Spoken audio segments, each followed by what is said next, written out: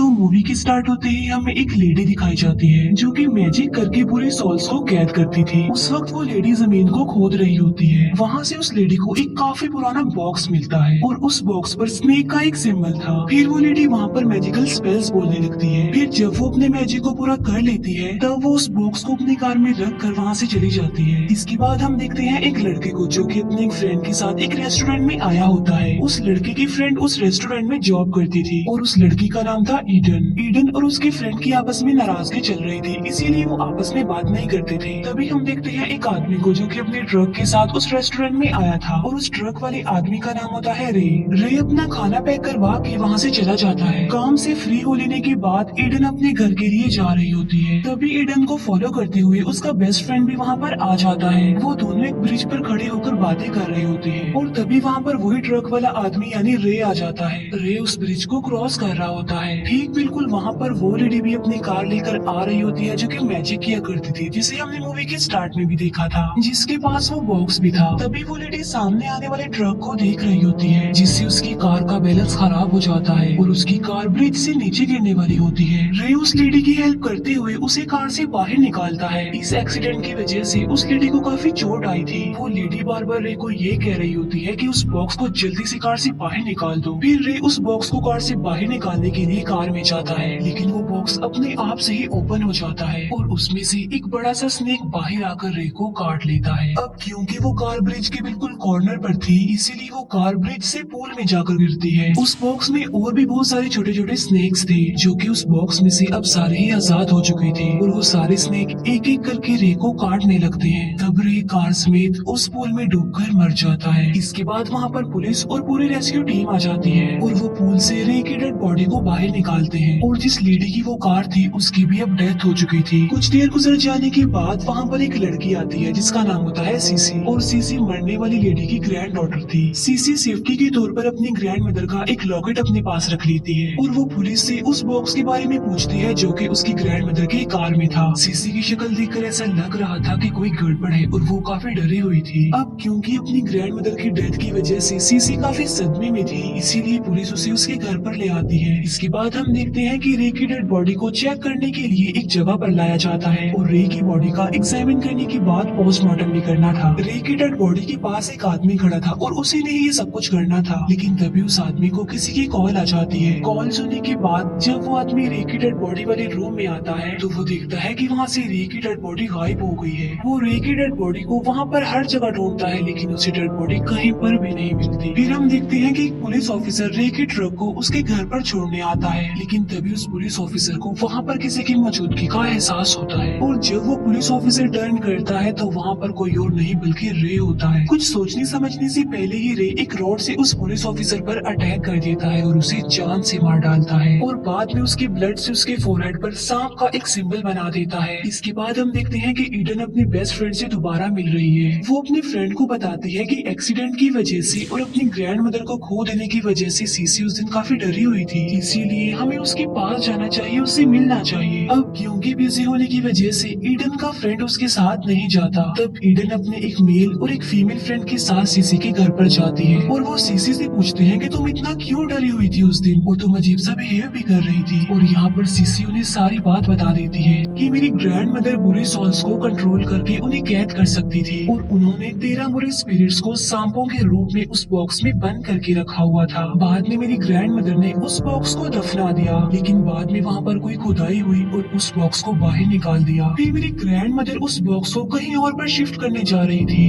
लेकिन रास्ते में उनका एक्सीडेंट हो गया और मेरी ग्रैंड मदर इस एक्सीडेंट में मारी गई। बाद में उस बॉक्स के साथ रे भी पानी में चला गया। वो ये भी बताती है कि जब पुलिस ने उस बॉक्स को चेक किया था तब वो खाली था और अगर उस बॉक्स में कैद बुरे स्पिरिट्स यानी सांपों ने किसी भी पर्सन को काट लिया तो सारी बुरी स्पिरिट्स उस इंसान की बॉडी में आ जाएंगी, जिससे वो आदमी उन बुरे स्पिरिट्स के कंट्रोल में आ जाएगा और एक एक करके सबको मारता जाएगा। तब ईडन बोलती है कि पिछले 2-3 दिन से कुछ लोगों की डेथ्स हुई है। तब सीसी कहती है कि ये किसी और का नहीं बल्कि रे का काम है, क्योंकि उन 13 बुरे सॉल्स ने उसे अपने कंट्रोल में कर लिया है। अब क्योंकि ईडन इन बातों पर बिलीव नहीं करती थी, इसीलिए वो इन बातों को फजूल ही समझती है। इसीलिए वो अपने दोनों फ्रेंड्स को हेल्प लाने के लिए बाहर भेजती है, क्योंकि ईडन समझ रही थी कि सीसी अपनी ग्रैंड मदर की डेथ की वजह से शॉक्ड में है। ईडन के फ्रेंड जब बाहर आते हैं तो वो देखते हैं कि किसी ने उनकी कार को उल्टा कर दिया है। वहीं पर उन्हें रे का ट्रक भी दिखाई देता है और तभी सडन उनके सामने रे भी आ जाता है और रे अब बिल्कुल चेंज हो चुका था। रे को वहाँ पर देखकर वो दोनों फ्रेंड्स वहाँ से भागने लगते हैं। यहाँ पर रे भी उनके पीछे लग जाता है। इतनी ही देर में वहाँ पर ईडन भी आ जाती है और वो भी रे को वहाँ पर देख लेती है और वो समझ जाती है कि रे सबको मारना चाहता है। ईडन और उसकी फीमेल फ्रेंड तो सीसी के घर में आ जाते हैं, लेकिन ईडन का मेल फ्रेंड बाहर ही गिर जाता है। तभी रे वहाँ पर आकर एक रोड को ईडन के फ्रेंड के पाँव में घुसा देता है। रे अब सीसी के घर में भी घुसना चाहता था, लेकिन बुरी स्पिरिट्स को भगाने वाली वहाँ पर एक रेड लाइन बनाई गई थी जिसे रे क्रॉस नहीं कर सकता था। अब ईडन का फ्रेंड रोड पैर में लगे होने की वजह से फंसा हुआ था। वो काफी इंजर्ड हो गया था और वहाँ से भागना चाहता था, लेकिन रे जो कि अब किसी जानवर से कम नहीं था और वो ईडन के उस फ्रेंड को मार डालता है। बाद में वो उसकी ब्लड से सीसी के घर के बाहर सांप का वही सिंबल बना देता है और फिर वो ईडन की फ्रेंड की डेड बॉडी को खींच कर वहाँ से ले जाता है। तभी हम देखते हैं कि ईडन का जो बेस्ट फ्रेंड होता है वो अपने फ्रेंड को लेकर वहाँ पर आ जाता है और वो देखता है कि ईडन की कार को किसी ने उल्टा कर दिया है और वो भी अब सीसी के घर पर चले जाते हैं। वो लोग रे के बारे में डिस्कशन कर रहे होते हैं और उनका एक फ्रेंड विंडो के पास खड़ा हुआ था। तभी रे उनके उस फ्रेंड को चेन की एक मदद से खींच कर अपने साथ ले जाता है। ईडन का बेस्ट फ्रेंड अपने उस फ्रेंड को बचाने के लिए बाहर आता है। रे उन फ्रेंड्स को मारने के लिए उनकी तरफ बढ़ रहा होता है, लेकिन तभी ईडन एक गन से रे को शूट कर देती है। सब समझ रहे थे कि रे मर चुका है, लेकिन तभी वो फिर से खड़ा हो जाता है और ईडन के एक फ्रेंड पर अटैक करके उसे इंजर्ड कर देता है। फिर वो फ्रेंड्स वहाँ से भागकर दोबारा से सीसी के घर पर आ जाते हैं और ईडन का जो फ्रेंड इंजर्ड था वो मर चुका था।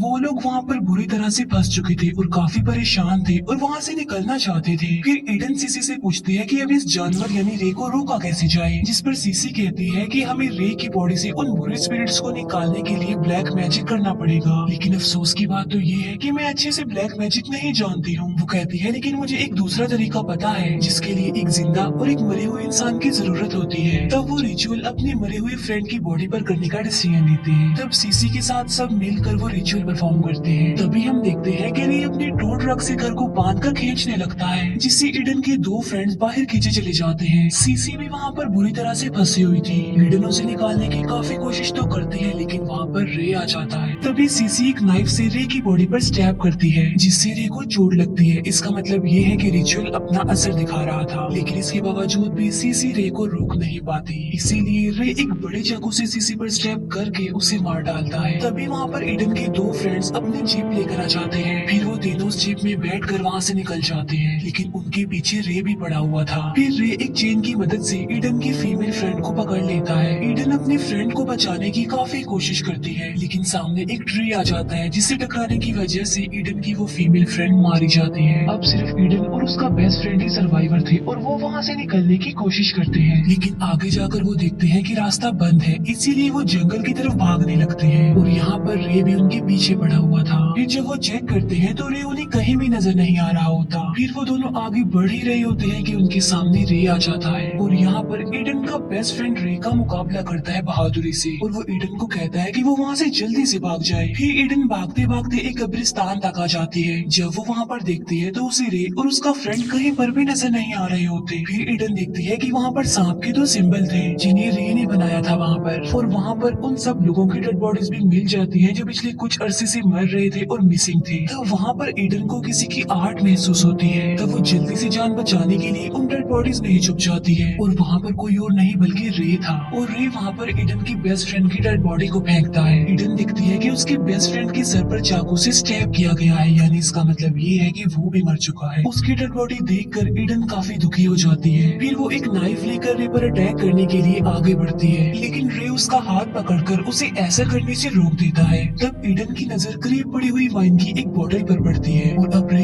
ईडन को मारने वाला होता है। तभी ईडन वाइन की उस बोतल में आग लगाकर रे की तरफ फेंकती है, जिससे रे पूरा का पूरा जल जाता है। रे सारा जल चुका था, लेकिन फिर भी वो ईडन पर अटैक करता है। तब ईडन सीसी की ग्रैंड मदर का लॉकेट रे को दिखाती है। उस लॉकेट को देखकर रे बिल्कुल रिलैक्स हो जाता है। फिर थोड़ी ही देर बाद वो सारी बुरी सॉस जो रे की बॉडी में चली गई थी सांपों की सूरत में रे की बॉडी से बाहर आने लगती है और वो स्नेक भी ईडन पर अटैक कर देते हैं, लेकिन ईडन उस लॉकेट की वजह से बच जाती है। फिर ईडन उस कबर को बंद कर देती है। यहाँ पर ईडन ने रे और उन सारे बुरे स्पिरिट्स को कैद कर दिया था। फिर ईडन वहाँ से बाहर निकल जाती है और रे के ट्रक के पास आ जाती है। वो ट्रक लेकर वहाँ से भागने वाली होती है, लेकिन ट्रक तो स्टार्ट ही नहीं हो रहा था और तभी वहाँ पर रे आ जाता है और रे से बचने के लिए ईडन एक बार फिर से जंगल की तरफ भागती है। तब रे भी जंगल में उसके पीछे पीछे जाता है, लेकिन रे को वहाँ पर ईडन कहीं पर भी नजर नहीं आ रही थी। रे अभी वहीं पर ही खड़ा होता है, तभी ईडन ट्रक लेकर वहाँ पर आती है और वो उस ट्रक से रे को ठोक देती है। इस वजह से रे की बॉडी के 2 टुकड़े हो जाते हैं। ईडन जब ट्रक से बाहर आती है तो वो देखती है कि रे की बॉडी के टुकड़े हो गए हैं। ईडन बिल्कुल सही सलामत थी और वो वहाँ से चली जाती है। उसकी जाते ही ये मूवी यहीं पर एंड हो जाती है।